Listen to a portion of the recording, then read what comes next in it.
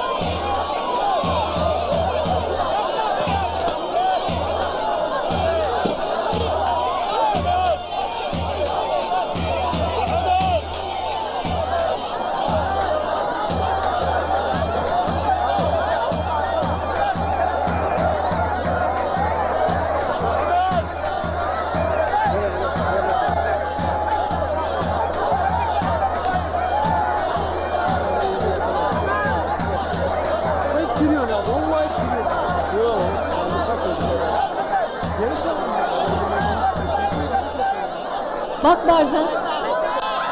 Gece. Keşe! Keşe! Keşe! Keşe benim, ben Barzan!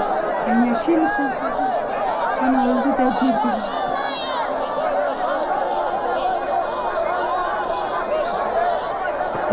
Oğlum bu. Barzan. O çocuk.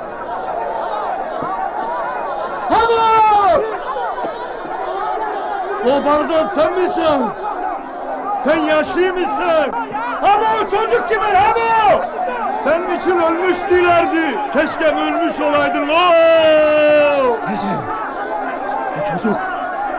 O çocuk kimin? Ama! Ama o çocuk kimin? Bahtalındır o, Bahtalın!